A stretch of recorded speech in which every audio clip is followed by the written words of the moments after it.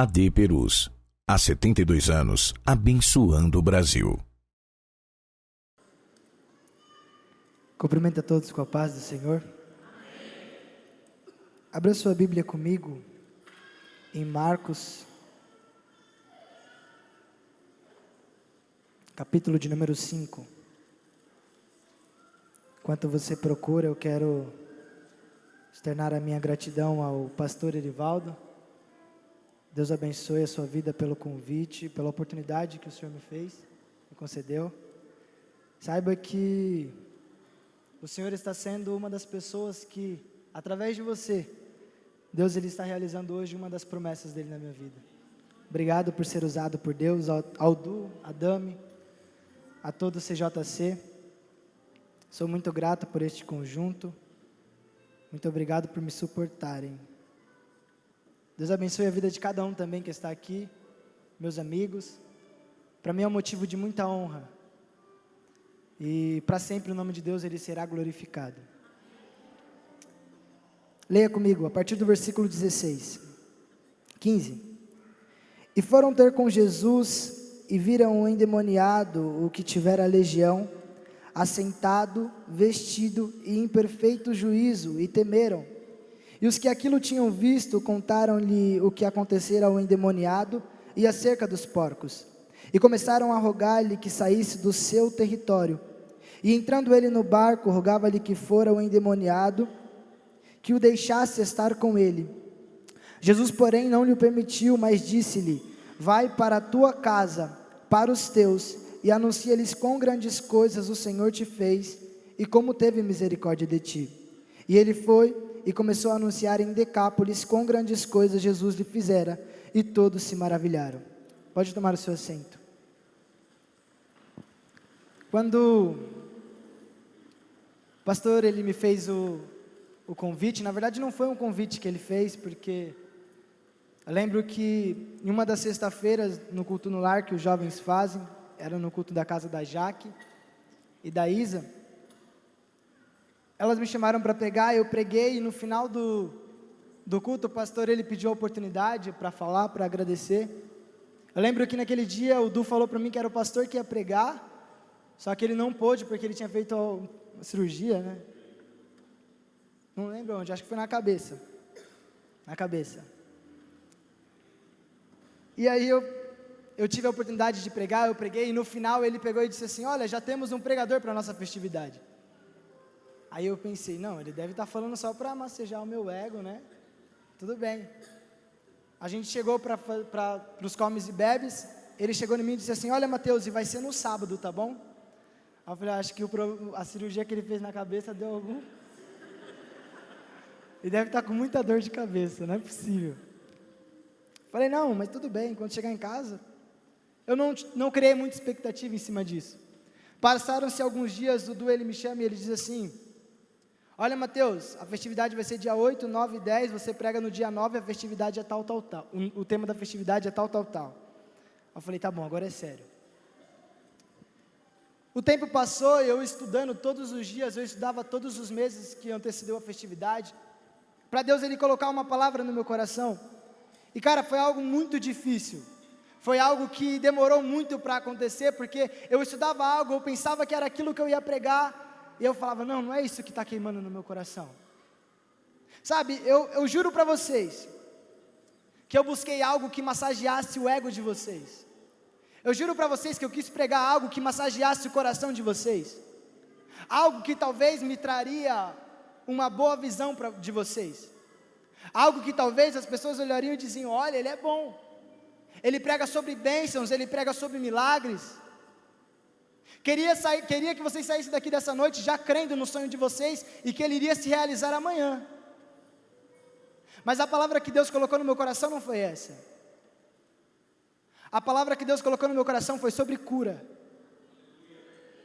E que ele ia trazer cura, para que através de você gerasse um ambiente de adoração, só que em um lugar aonde não era favorável. Como assim, Mateus? Um lugar favorável é aqui dentro das quatro paredes. Quando a gente se reúne aqui para adorar a Deus, aqui é um lugar totalmente favorável para isso. Agora, o que eu quero dizer para você é que Ele vai te chamar para que através de você gere união em um ambiente totalmente desfavorável, em um ambiente totalmente despreparado. E aonde ali vai contar a história de um homem, um gadareno, logo ele mora em Gadara, uma das 10 cidades de Decápolis. Decápolis era um estado constituído por 10 cidades. Uma dessas cidades era Gadara. A Bíblia vai dizer que antes de Jesus ele chegar em Gadara, antes de Jesus ele entrar em Gadara, ele estava em Cafarnaum com os seus discípulos. Ele pega e diz assim para os seus discípulos: olha, subimos no barco e passemos para o outro lado. Muitos conhecem a história. Os discípulos, eles entraram no barco. No meio do caminho começou uma tempestade. No meio do caminho o vento começou a ficar muito forte. No meio do caminho as ondas começaram a ficar muito altas. Talvez o inimigo ele sabia que o propósito de Deus era entrar naquela cidade para trazer cura para um homem. Sabe, o inimigo ele sabia qual que era o propósito de Jesus. Então ele disse assim: eu vou criar uma tempestade para que aqueles que estão com ele tenham medo de realizar o propósito. Só que Deus ele já tinha dado o destino. Deus ele já tinha dado a ordem: passemos para o outro lado. Sabe, eu não sei qual foi a ordem que Deus ele fez sobre a sua vida. Eu não sei qual foi o destino que Deus te fez. Eu não sei qual foi a promessa que Deus te fez. Talvez Deus ele disse que você pisaria em lugares aonde ninguém teria coragem de pisar. Talvez Deus ele te disse que você entraria em lugares que ninguém tem coragem de entrar. Talvez Deus ele te prometeu uma cadeira de honra que ninguém sentaria. Mas deixa eu te dizer uma coisa: o fato de você conhecer o destino não faz com que você conheça o processo. Não faz com que você conheça a trajetória do seu destino. E sempre o inimigo ele vai causar uma tempestade para que você não chegue no seu destino. Sempre o inimigo vai fazer com que haja uma tempestade para que você não consiga chegar no seu destino. Porque ele sabe que se você chegar no seu destino, algo vai acontecer. Porque ele sabe que se você entrar num lugar onde ninguém quer entrar, milagres vai acontecer. Ele sabe que se você pisar em lugares onde ninguém quer pisar, algo diferente vai acontecer. Porque ele sabe quem está no barco com você. E sabe o que eu acho lindo de tudo isso? Os discípulos eles chegam em Jesus e Jesus ele está dormindo. Eles acordam o mestre e dizem: mestre, será que tu não te importas que perecemos? Será que o Senhor não percebe que iremos morrer? O Senhor está dormindo. Jesus ele levanta, ele acalma a tempestade, ele acalma o vento forte, ele acalma o mar. Os discípulos ficam apavorados, eles olham para Jesus e dizem: quem é esse que até o vento e o mar lhe obedecem? Sabe o que eu entendo? Jesus ele permite tempestade para que você conheça quem está te conduzindo ao seu destino. Sabe, deixa eu ser simples nas minhas palavras. Jesus ele não quer ser o seu Uber, porque você pega o Uber, fica 30 minutos dentro do carro, talvez 1 hora, e nem sequer sabe o nome do motorista, e olha que tem no aplicativo. Jesus ele não quer ser o seu Uber até o seu destino. Jesus ele quer que você conheça quem está te levando ao seu destino. Sabe, Jesus quer que você tenha intimidade com quem está te levando ao seu destino. Por isso que ele permite certas coisas acontecer. Por isso que talvez ele permite com que o vento fique forte, com que os problemas venham, com que as situações contrárias aconteçam. É para você entender quem está te conduzindo. Quando eles passam aquela tempestade, a Bíblia vai dizer que antes Jesus olha para eles e diz assim: vocês não têm fé? Aonde que está a fé de vocês? Sabe por que Jesus ele diz isso? Porque o vento poderia ser muito forte. Jesus podia estar dormindo, o vento poderia ser muito forte, mas o barco não afunda quando ele está nele. Sabe, a tempestade pode estar muito forte, mas o barco ele não naufraga quando Jesus está dentro. Sabe, você não vai deixar de chegar no seu destino porque o Senhor está com você. Você não vai deixar de chegar aonde Deus te prometeu porque é Ele quem está te conduzindo. Eles chegam em Gadara, uma das 10 cidades de Decápolis.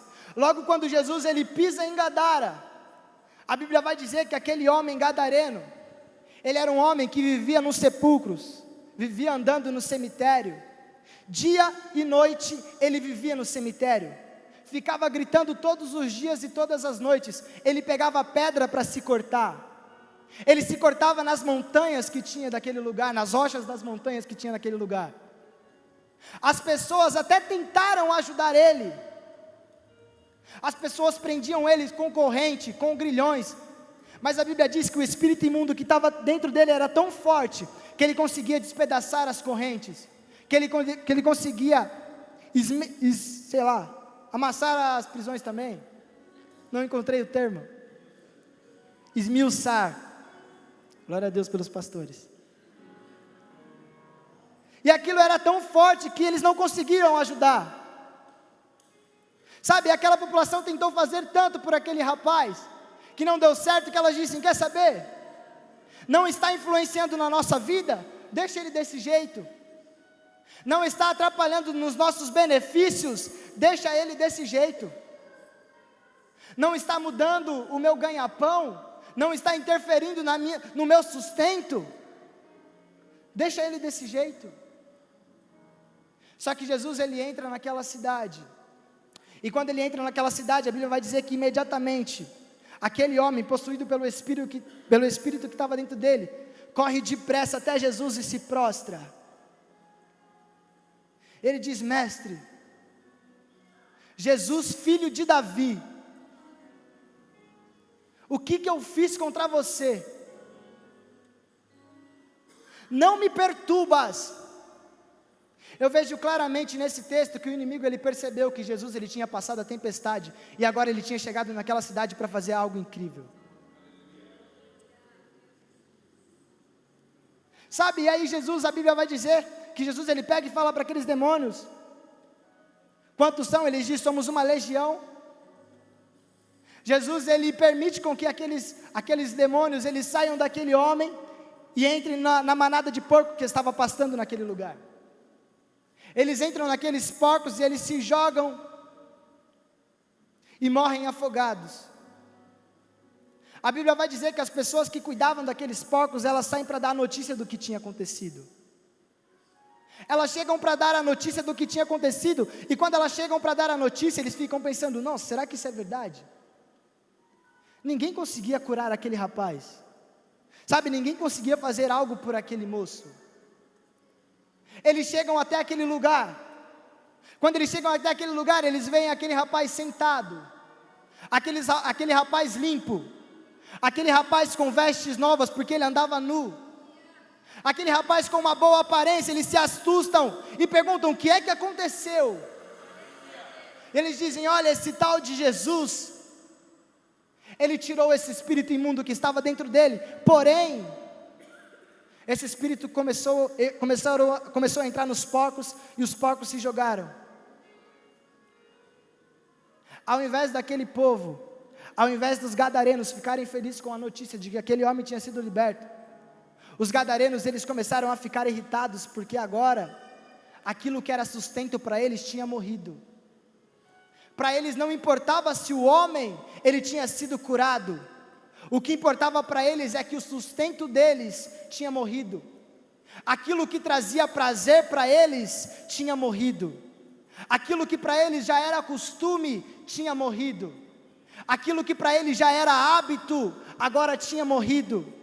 Aquilo que trazia sustento para dentro da casa agora tinha morrido. Eles não ficam felizes com aquela notícia.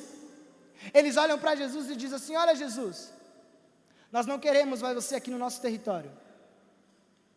Nós não queremos mais você aqui. Jesus, ele sai, ele entra no barco. Quando ele entra no barco, a Bíblia vai dizer que este homem, ele suplica para Deus, para Jesus, Jesus, me leva contigo. Senhor, por favor, eu preciso ir contigo. Sabe o que é interessante? Quando Jesus, ele entra naquela cidade, aquela legião que estava dentro daquele rapaz suplica para que Jesus não tire aquela legião de dentro daquele rapaz. Quando aquela multidão, quando aquele povo, quando os gadarenos veem que Jesus curou aquele rapaz, aquela multidão, ela roga para que Jesus, ele saia daquela cidade. E quando Jesus está no barco para ir embora, aquele homem, ele roga, ele súplica, ele faz súplica para que Deus, ele leva ele. Sabe o que eu entendo? Que aquele era um ambiente totalmente desfavorável para Cristo.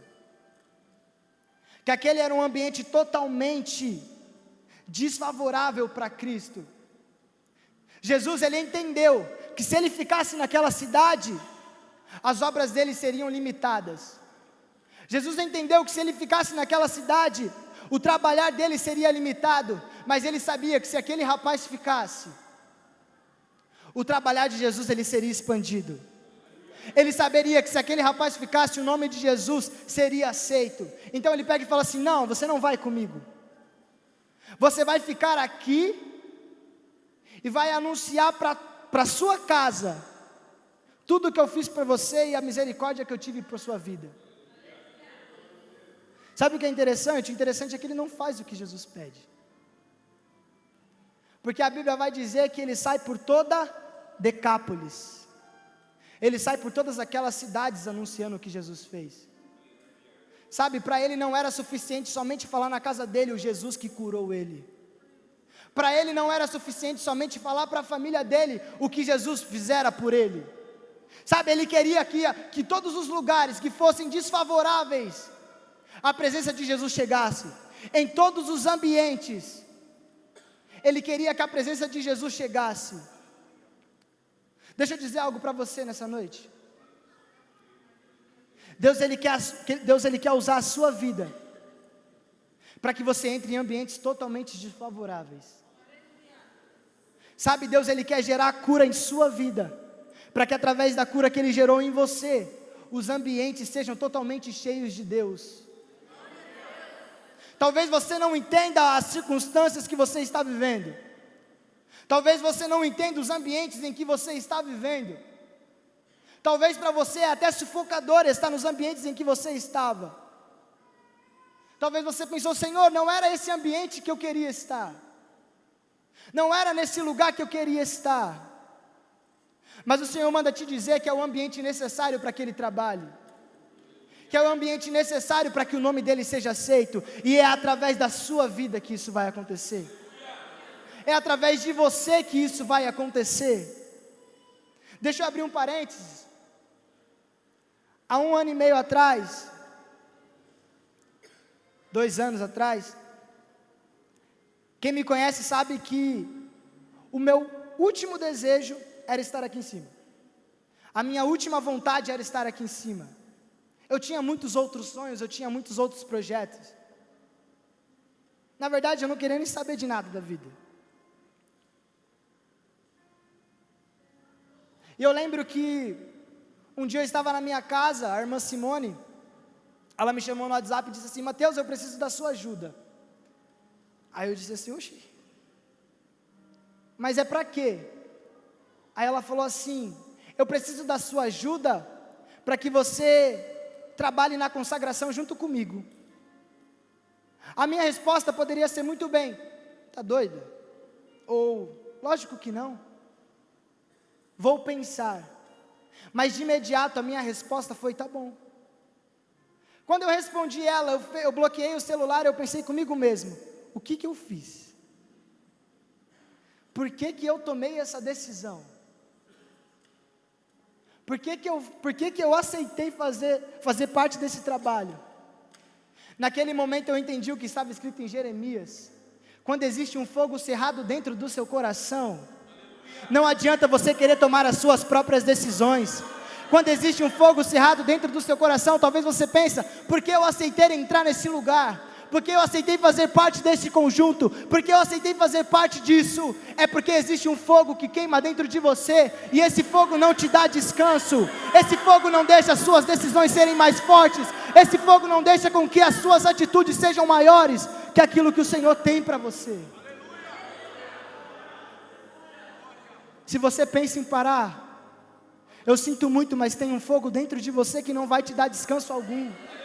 Se você está pensando em desistir, existe um fogo dentro de você que ele não vai te dar descanso algum. O pastor ele falou ontem: se você é escolhido, nem tenta. Nem adianta. Porque quem é escolhido não tem direito de escolha. A partir do momento que você é escolhido, você perde as suas próprias escolhas. Nossa, Mateus, mas que vida miserável, eu não vou mais ter as minhas próprias escolhas, os meus próprios desejos. Não é isso. É que a partir do momento que você entende que Jesus ele tem algo na sua vida, os seus desejos eles passam a ser os desejos de Deus. As suas vontades elas passam a ser a vontade de Deus. Eu lembro que ela me chamou, e eu cheguei na reunião na quarta-feira. Quando eu chego na reunião, está lá Duda, Cauane e Rubens, os primeiros que faziam parte da consagração. Aí eu cheguei já pensando, meu Deus, é com esses que ela vai trabalhar. Pensa nas 4 pessoas mais desastradas da igreja. No tempo, as pessoas que menos eram prováveis na igreja. As pessoas que estavam perdendo a confiança de todos. As pessoas que estavam perdendo o crédito de todos. Ela sentou com a gente e disse assim, olha, eu quero contar com vocês. Aí a gente pensou, tá doida, mas tá bom, vamos ver o que acontece. Ela disse assim, no próximo estudo, eu quero que vocês tragam tal coisa pra gente. A gente já começou a ficar desesperado. A gente anotou no papel, toda quarta-feira a gente levava algo para ela. Toda quarta-feira a gente anotava algo e levava algo da presença de Deus. Eu lembro que o tempo foi passando até chegar a primeira consagração. E o que nos confortava era saber, a Ellen está aqui de prova, o Dak está aqui de prova, que a consagração, quando estava super lotada, quando dava hiperlotação, tinha 5 adolescentes. Tinha até que fazer segundo lote, senão não cabia. Era hiperlotação. Falei, não, tá moleza, falar para 5 adolescentes, tranquilo. Chegou a nossa primeira consagração e ela disse assim, olha, todos vão ter que falar. A gente chegou na primeira consagração, a gente falou, vamos colocar 20 cadeiras também, porque se o pessoal vê 5 cadeiras, vamos colocar 20. A gente tinha que colocar cadeira, a gente colocou 20 cadeiras. Passava-se o tempo, a gente tinha que colocar mais cadeira. Passava-se o tempo, a gente tinha que colocar mais cadeira. Para a honra e para a glória de Deus, na primeira consagração tinha 60 adolescentes.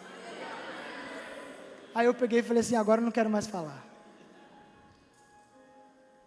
Passou a primeira consagração, a gente falou. Chegou os próximos estudos de quarta-feira e a gente ansiava para que aquelas quartas-feiras chegassem logo. A gente não via a hora daquelas quartas-feiras chegarem. Chegou na próxima consagração, na segunda consagração que a gente estava fazendo parte, a irmã Simone colocou mais alguns integrantes e ela disse assim, olha Mateus, agora é você que vai pregar. Falei, peguei, tá bom. Peguei meu caderninho, eu fiz umas 20 folhas de esboço, frente e verso. E a minha pregação foi toda lendo, até eu colocava o vírgula e dava o glória a Deus, que estava escrito aqui. Eu falei, meu Deus, eu não fui chamado para isso, fui chamado para jogar bola, cadeira. Falei, não é possível isso. Passou aquilo, eu vi as pessoas chegando em mim dizendo assim, Mateus, obrigado por Deus ter usado a sua vida para ter falado comigo. Mateus, obrigado por Deus ter usado a sua vida para falar ao meu coração. Mateus, obrigado porque eu estava precisando daquela palavra e aquilo começou a queimar no meu coração. E todos os dias eu estudava uma palavra diferente. Eu me trancava no banheiro e eu começava a pregar sozinho. Eu falava, Senhor, eu quero que a minha próxima pregação venha logo. Enfim, Deus foi dando as oportunidades. E eu cheguei no momento espiritual da minha vida que eu estava perfeito. Eu cheguei no momento espiritual da minha vida, que é aquele momento que você tem todas as forças, que o diabo não tem nem vontade de se manifestar do seu lado, de tão cheio que você está. Falei, não, agora eu estou top. E eu lembro que chegou o processo do alistamento, e eu disse assim, nossa, o meu sonho é ser militar, porque o meu irmão mais velho, que está ali, ele já serviu no exército. Eu falei, não, eu gostava de ver ele chegando em casa fardado, indo para o trabalho fardado, eu quero ser um militar também. E eu sonhei muito com aquilo. E faltando uma semana para mim entrar no exército, na época eu queria o exército, chegou um pastor do nosso ministério para o meu pai, que ele era sargento da aeronáutica, ele disse assim, olha, o seu filho quer se alistar, eu posso apresentar para ele a aeronáutica, ele vai lá, conhece e tal. Falei, não, vamos lá para ver como que é então. Quando eu cheguei naquele lugar, ele começou a me mostrar todos os aviões. Mostrou o F-5, mostrou os caças, me mostrou o Hércules. Eu entrei dentro do Hércules, sentei naquele avião, pensei, nossa, daqui uns anos vai ser eu pilotando. Já me imaginei pulando de paraquedas de dentro daquele avião. Falei, nossa, eu acho que eu quero isso daqui. Eu saí, ele me mostrando os aviões, os motores. Aí daqui a pouco ele me mostra uma casa, ele diz assim, olha, ali é o batalhão. Ali é onde ficam os recrutas, os soldados. Aí logo que ele fala isso, passa uma tropa gritando, oh, oh, o grito deles lá. Eu falei, nossa, quero gritar igual eles. Aí mais um pouco, a gente está andando à frente. Eu vejo um soldado lá na flexão, gritando muito alto, 1, 2, 3. Eu falei, nossa, quero contar igual ele. Meu sonho. Comecei a sonhar com aquilo todos os dias. Fui dormir e falei, mãe, eu quero ser piloto. Quero ser paraquedista, mãe. Vou ser paraquedista, vou entrar na aeronáutica. Cheguei em casa, Deus ele falou no meu coração, quando eu orava todas as noites, todas as madrugadas, ele disse assim, sabe se é a minha vontade? Sabe se é o meu desejo? Eu disse, Deus, é verdade, né? Aí eu comecei a orar e falei, Senhor, só me coloca naquele lugar se for da tua vontade. Só me coloca naquele lugar se for para realizar o teu propósito. Só me coloca naquele ambiente se ele for totalmente favorável para o Senhor trabalhar. Passou o processo, meu irmão estava fazendo o processo no exército, meu irmão gêmeo, e eu estava fazendo o processo na aeronáutica. Meu irmão foi dispensado, eu continuei no processo. Até que eu fui chamado para todas as fases e entrei. Quando eu entrei, eles disseram assim, olha, vocês vão servir lá na base aérea de São Paulo, que é lá em Guarulhos. Tá bom. A gente foi para Guarulhos. Quando a gente foi para Guarulhos, a gente descia uma pista extensa, muito grande. Acho que a gente ficou uns 10 minutos andando, até chegar a uma estrada. Quando a gente chegou naquela estrada, a gente começou a ouvir barulhos muito alto. Eram barulhos de aviões. Quando eu olho para frente, eu vejo na minha frente o aeroporto internacional de Guarulhos. Era literalmente na frente. Aviões subindo e aviões descendo. Eu falei, nossa, pronto, estou realizado. A gente foi andando mais um pouco à frente, eu vi aqueles bombeiros da aeronáutica, aqueles caminhões enormes. E no mesmo dia, desceu o Hércules, pousou o Hércules lá no aeroporto. O Hércules é o maior avião da aeronáutica. Quando ele pousa ali, os militares descem dele, eu já comecei a imaginar eu descendo daquele avião. Eu já comecei a imaginar eu andando dentro daquele avião. E o tempo se passou, começou a quarentena. A gente fica lá por alguns dias. Passou o primeiro dia da quarentena, eu ia dormir agradecendo a Deus. Segundo dia da quarentena, eu ia dormir agradecendo a Deus. Terceiro dia, eu ia dormir agradecendo a Deus. No quarto dia, o celular do 01 foi roubado. Eles chegaram em nós e disseram assim, olha, se vocês não acharem o celular dele, vocês vão se arrepender de ter vindo para esse lugar. A gente procurou o celular do 01, não achou. Deu 3 horas da manhã, eles tocaram a sirene lá, para todo mundo descer em forma. Todo mundo desceu em forma. A gente era molhado, a gente era ralado. Eu já não aguentava mais fazer aqueles números que eu falei que tanto queria fazer, 1, 2, 3, meu braço já estava cansado. A gente subiu para o alojamento, ficava 15 minutos, desci, ficava mais 1 hora lá embaixo. A noite virou assim, deu 6 horas da manhã, a gente cansado. Eles disseram assim, olha, vamos dar meia hora de descanso para vocês. Naquelas meia hora a gente entrou no alojamento, todos os meninos começaram a chorar. Quando eu vi todo mundo chorando, eu comecei a chorar também. Foi só porque eles estavam chorando. Aí eu falei, Deus, por que o Senhor me colocou aqui nesse lugar? Senhor, se eu soubesse que seria assim, Deus. Se eu soubesse que o ambiente era esse. Aí mais um pouco à frente, quando a gente entrava no alojamento, os meninos começavam a se socar do nada. Começavam um a jogar pedaços da cama no outro.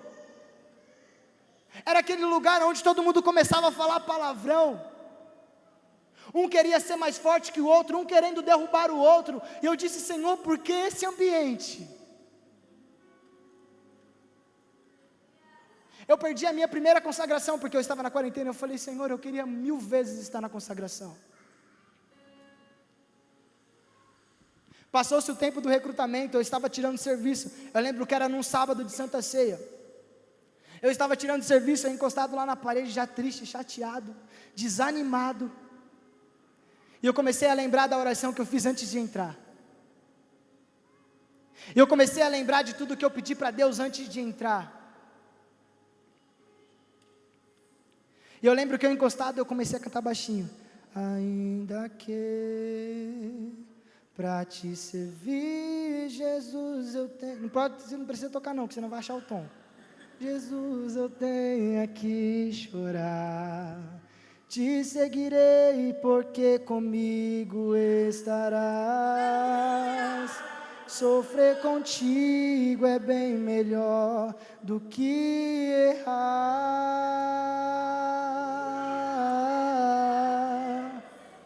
E eu começando a cantar isso, o menino que estava do meu lado, ele olhou para mim e disse: você é da igreja também? Aí eu falei: sou, por quê? Eu era da igreja também, mas aquela quarentena foi tão difícil, né? Aí eu não tive mais força para voltar, eu parei de ir. Aí eu olhei para ele e disse assim: você acredita que eu entrei aqui só por causa de você? Você acredita que Deus me colocou só aqui por causa de você? Até hoje esse menino não para de encher o meu saco. Mateus, quando você vai vir dar uns glória comigo? Mateus, quando você vai vir na minha igreja? Entenda o ambiente em que você está entrando. Entenda o ambiente em que Ele está te colocando. E deixa eu te dizer uma coisa: se você não entrou em um ambiente nenhum ainda, é porque Ele está te preparando para o ambiente que Ele vai te colocar.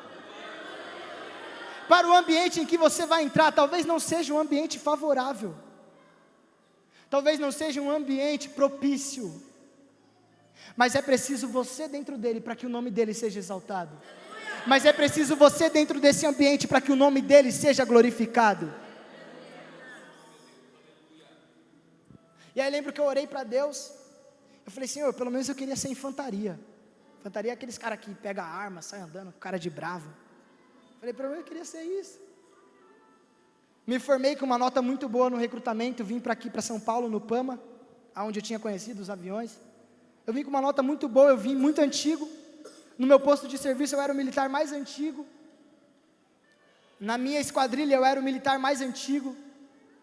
Então eu era muito beneficiado ali. Tudo que eu precisava eu ia e pedia para o sargento atendia. Tudo que eu precisava eu ia, falava com o cabo atendia. Estava tudo dando certo. Eu lembro que teve um dia que eu ia perder a consagração, porque eu estava numa missão. Aí eu peguei e falei assim: ô cabo, eu queria tanto ir para a minha igreja, lá sábado, que vai ter um trabalho que eu participo. Ele disse: ô cara, pode ir, eu coloco outro no seu lugar. Estava tudo bom, sabe, estava tudo perfeito. Eu falei: Senhor, era isso. Eu lembro que meu nome começou a ser destacado. Eu comecei a fazer cursos lá dentro. Fiz 4 cursos, já estava me sentindo um bravão, cheio de brevê na farda. Falei: não, agora. Começou a primeira missão, a gente foi para Cracolândia. Eu entrei dentro daquele carro já me sentindo, com aquela arma na mão. Aí um menorzinho de 12 anos já fazendo cara de bravo para ele. Já estou tentando encarar ele. Não, eu sou bravo. Aconteceu uma situação lá dentro envolvendo 20 militares. Eu estava no meio dos 20. O nome que era destaque, o nome que era referência, o nome que estava na lista do EPA, do estágio de polícia da aeronáutica, que eu queria tanto. E não é possível. Eles disseram assim: olha, por conta dos seus nomes estarem envolvidos, eu vou mandar vocês para Guarulhos de novo. Vou mandar vocês para a base aérea de São Paulo de novo. Eu já pensei: não. Mas tudo bem, lá tem o batalhão, lá tem outros cursos, vai dar tudo certo. Quando eu cheguei lá com os 20 militares, eles separaram. Eles falaram: olha, vocês 10 vão ficar no batalhão e vocês 10 vão ir para o rancho. Adivinha qual grupo que eu estava? Do rancho. Vou para o rancho.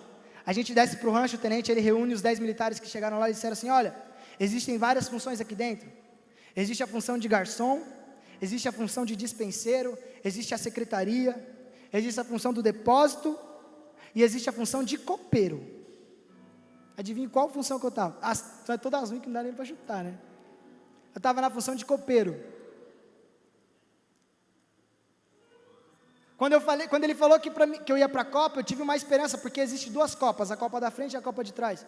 A Copa da frente, todo o material é passado na máquina. Mais de 1000 militares são atendidos, então eu falei: é só colocar na máquina e está tudo certo. A Copa de trás é lavada na mão as coisas. É onde lava as panelas, as GNs, panela de pressão, gradinha, assadeira, um monte de coisa. E ele disse assim: olha Camilo, você vai para a Copa de trás. Aí eu disse assim, sim senhor. Fui para a copa de trás, comecei a lavar panela, até um dia que eu peguei serviço num domingo. Eu peguei serviço num domingo e comecei a falar, Senhor, por que o Senhor permitiu que isso acontecesse? Eu já não passei pela quarentena, eu já não passei pelo recrutamento, eu já não passei por um ambiente onde já não era mais favorável, por que de novo esse ambiente? Sabe, eu me senti tão reprovado, eu me senti tão despreparado, eu falei, não é possível que eu reprovei, não é possível que eu não passei, aquele menino não para de encher o meu saco para ir dar glória a Deus com ele. E aí eu lembro que os dias passou, e em todos os momentos difíceis lá dentro eu começava a cantar. Todos os momentos difíceis eu começava a adorar a Deus naquele lugar. Eu começava a louvar a Deus naquele lugar que os meninos mandavam eu parar de cantar, que eu estava enchendo o saco. Mas eu não parava de cantar porque eu sabia que aquela era a minha força, que aquele era o meu sustento. E aí teve um sábado que eu estava de serviço, acho que faz algumas semanas atrás, umas 4 semanas atrás, eu estava de serviço, e eu estava cantando lá na copa, enquanto eu estava lavando os materiais, já dá 8 horas da noite. Quando eu fui para a copa da frente para desligar a máquina, apagar as luzes e ir para o alojamento descansar, tem um cabo lá dentro que ele é se eu não me engano, ele é da presbiteriana. Ele reuniu os recrutas, porque os recrutas eles vão ajudar a gente no rancho. Ele reuniu por volta de 16 recrutas, e disse assim, fiquem aqui. Quando eu passei pela frente dele, para ir para o alojamento, ele disse assim, ô cantor, foi cantor, e olha que tem pessoas que dizem que eu cantando sou um ótimo pregador. Aí ele pegou e disse assim, vem aqui copeiro. Aí eu fui, e ele estava falando sobre o exercício de campanha, sobre o acampamento. Eu disse, ele vai pedir alguma informação para mim, alguma instrução para mim, porque eu já passei por isso, para eu ajudar os meninos. Ele terminou de falar disso, ele disse assim, ô cantor, eu vi que você louva a Deus lá todo dia na copa, eu vi que você está cantando um hino todo dia na copa, será que tem como você trazer uma palavrinha para a gente agora? Aí eu pensei, não, é sério isso? Ele disse, não, é sério, super sério. Aí eu falei, Josué 1:9, que foi a palavra que eu tive sustento todos os dias, que eu arrancava força todos os dias, naquele lugar. Não fui eu quem lhe ordenei, não fui eu quem te mandei, esforça-te e tenha de bom ânimo, não se desespere, não se apavore, pois eu estou contigo por onde quer que esteja. Quando eu só dei aquela palavra, quando eu terminei de falar, o cabo olhou assim e disse assim, tem alguém aqui que está afastado da igreja? 3 meninos levantaram a mão, eu disse assim, vocês querem voltar para Jesus? Eles disseram, queremos voltar hoje.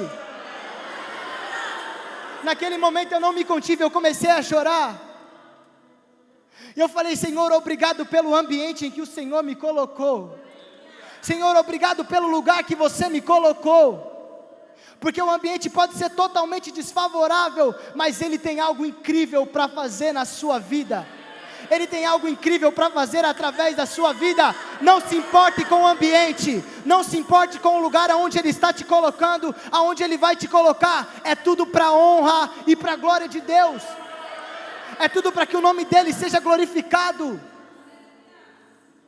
Sabe, Deus Ele vai te levantar, para que haja união, não em lugares favoráveis, mas em lugares desfavoráveis.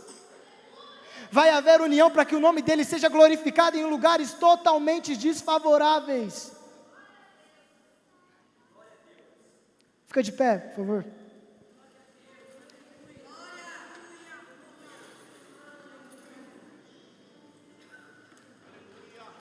O que é incrível é que Jesus ele pega e fala para aquele rapaz, não, fica, e anuncia na sua casa tudo que eu fiz por você.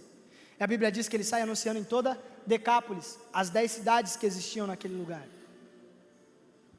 A Bíblia diz que depois desse episódio, Jesus ele volta para Cafarnaum, ele volta para o outro lado da margem, aonde ele cura a filha de Jairo, aonde ele cura a mulher do fluxo de sangue. Depois de ter operado esses milagres, a Bíblia vai dizer que Jesus ele vai para Nazaré, o lugar aonde ele nascera, o lugar aonde era a sua casa. Só que o que acontece é que quando ele chega lá, ele é mal recebido. Ele não é reconhecido como ele era reconhecido para os gentios. Ele não era reconhecido como ele era reconhecido pelos pecadores. Num ambiente que para ele era para ser favorável, era mais favorável aonde ninguém conhecia o Evangelho, aonde ninguém conhecia a palavra de Deus. A Bíblia diz que ele fica chateado com aquela situação. Ele pega os seus discípulos e diz assim: olha, vamos às aldeias circunvizinhas. Ele chega naqueles lugares, ele manda de 2 em 2, para sair ministrando cura, para sair pregando, para sair expulsando demônios. Nesse episódio a Bíblia vai dizer também que João Batista, ele é morto. Quando os discípulos eles chegam para dar notícia para Jesus, dos milagres que eles tinham feito, das obras que eles tinham feito, eles chegam já com a notícia também: Senhor, enterramos o João Batista.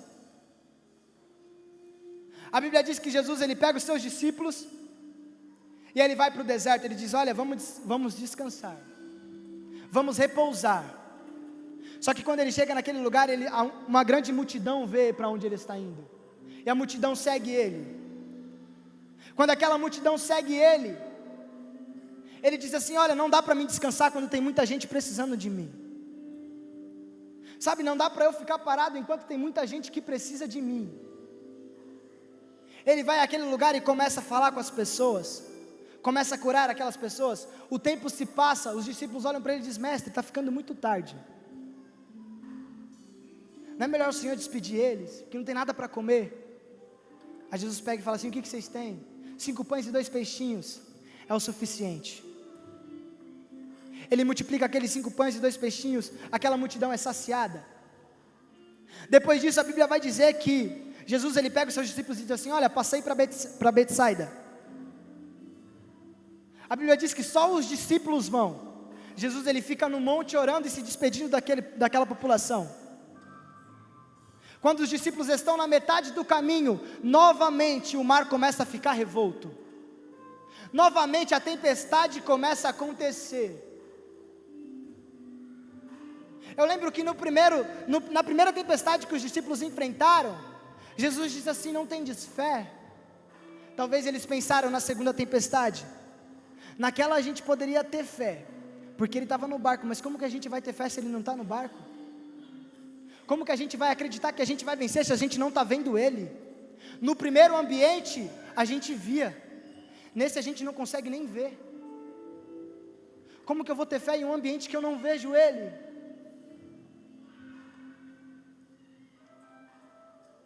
A Bíblia diz que os discípulos apavorados, tentando vencer aquela tempestade com as suas próprias mãos,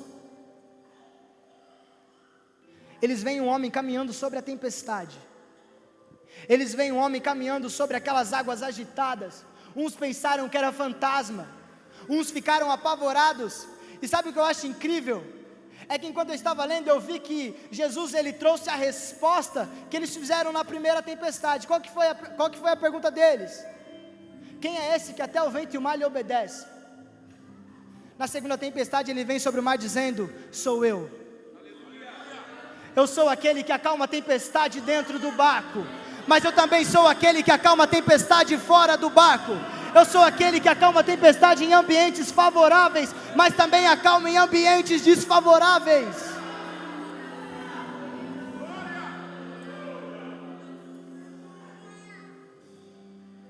Depois dessa situação, eles se retiram para a região de Tiro e de Sidom, onde tinha aquela mulher cananeia, que a sua filha tinha ficado endemoniada em casa. A Bíblia diz que ele entra porque ele não queria que ninguém notasse que ele estava entrando naquela cidade, por isso ele entra naquela casa. Só que aquela mulher de imediato viu que ele estava entrando lá, e ela disse assim: Senhor, eu preciso de Ti, eu preciso que o Senhor vá na minha casa. Ele disse assim: pera, primeiro eu preciso dar para quem está na mesa, primeiro eu preciso fazer para quem está na mesa.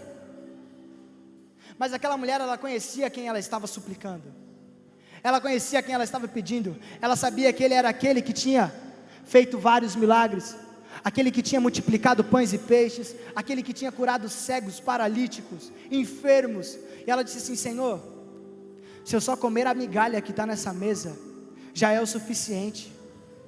Se eu pegar só o que restou dos milagres que o Senhor está fazendo, já é o suficiente.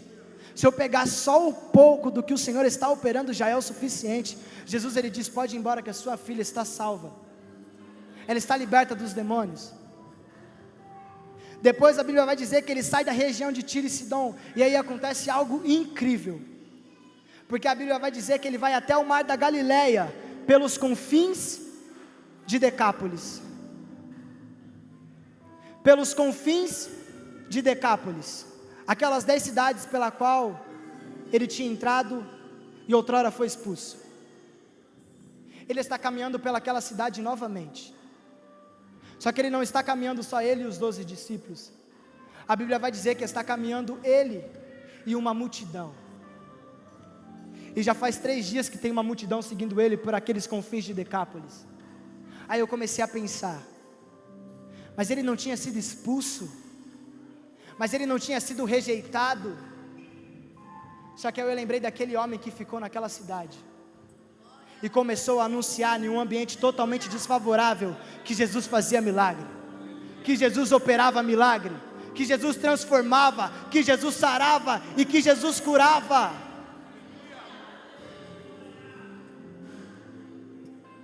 O tempo já está se passando. Chega até um homem até ele, leva um homem até ele que era surdo e gago. Esse homem surdo e gago é levado até ele tira aquele homem da multidão, toca nos seus ouvidos, cospe em suas mãos e toca na língua dele. E aquele homem, ele é completamente sarado, ele volta a enxergar, ele volta a ouvir 100% e volta a falar 100%. E ele diz assim: olha, não fala isso para ninguém. Só que aquela multidão não se continha, aquela multidão falava: como que eu não vou falar as suas obras? Como que eu vou deixar de contar as maravilhas que o Senhor opera? É impossível deixar de dizer quem o Senhor é, independente do ambiente, independente da situação, independente do lugar, independente de como esteja a minha casa, independente de como estejam os meus sonhos, independente de como esteja a minha vida, é totalmente impossível deixar de anunciar o seu amor, é totalmente impossível deixar de anunciar quem o Senhor é na minha vida. E aí eu imagino, é coisa da minha mente, como eu digo, eu já ouvi isso uma vez, minha mente é muito rasa para uma Bíblia muito profunda, e eu começo a imaginar os discípulos já olhando um para o lado, outro para o outro, vendo que a hora estava tarde, e eles pegam e falam: e agora, o que vai acontecer? Já faz 3 dias que eles estão aqui, o ganha-pão deles eram os porcos, mas morreram, o sustento deles eram os porcos, mas morreram, se eles ficar aqui mais um pouco, eles vão morrer de fome. Aí Jesus olha para eles e diz assim: olha, eu não quero despedir eles em jejum, sabe, eu não quero despedir ele em jejum. Aí ele diz assim para os discípulos: o que é que vocês têm? Temos 7 pães. Ele pega os pães, multiplica os pães, pega mais alguns peixes que eles tinham, multiplica os peixes. E agora, aquelas pessoas da cidade de Decápolis, aqueles gentios, eles tinham sido alimentados pelo Espírito Santo de Deus. Sabe o que eu acho interessante? Na primeira multiplicação, ele alimenta o povo dele, ele alimenta o povo que era separado por ele. Na segunda multiplicação, ele alimenta gentil, porque não interessa o ambiente. Feche seus olhos comigo. Espírito Santo de Deus, nós reconhecemos, Pai, que só o Senhor é aquele que pode trabalhar nos nossos corações para nos usar independente do ambiente, que só o Senhor é aquele que pode trabalhar nas nossas vidas para que haja transformação independente do ambiente. Pai, nós estamos aqui totalmente dispostos a ser usado por Ti. Pai, nos prepara ambientes desfavoráveis para que o Seu nome seja conhecido. Senhor, nos prepara ambientes totalmente desfavoráveis para que o Seu nome seja reconhecido. Senhor, independente dos problemas que tenhamos que enfrentar nesse ambiente, que nós possamos reconhecer que o Senhor é aquele que pode fazer infinitamente mais sobre as nossas vidas, que o Senhor é aquele que pode operar algo incrível sobre as nossas vidas.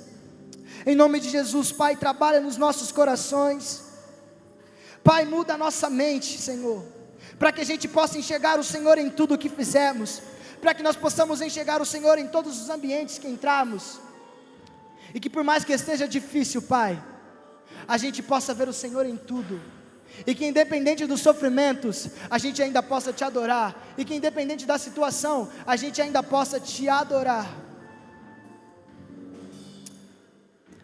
Ainda que pra Te servir, Jesus, eu tenha que chorar, Te seguirei, porque comigo és. Sofrer contigo é bem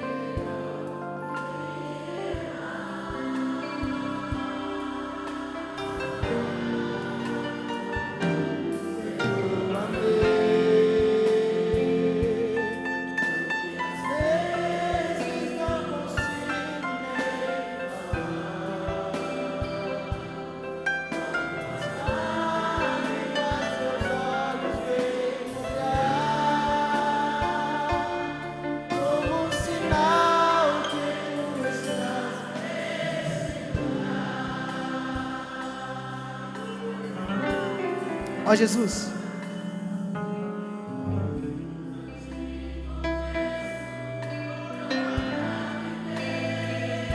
ó Espírito Santo, nós precisamos do Senhor todos os dias das nossas vidas, Pai. Pai, nós somos totalmente dependentes do Teu amor, nós somos totalmente dependentes de Ti, Pai. Nós queremos o Seu poder, Pai. Pai, opera em nós os Seus milagres, opera em nós as Suas maravilhas, opera em nós o Seu poder, Senhor. Em nome de Jesus, Pai, trabalha em cada um. Oh Senhor, Te seguirei, porque comigo estará. Abarachubia canto, abaixubia. Oh Espírito Santo, nós Te pedimos, Pai, nós queremos mais de Ti, Senhor, nós queremos mais do Teu amor, Pai.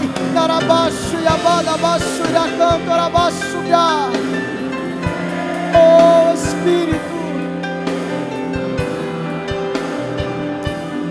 logo as lágrimas meus olhos vêm olhar.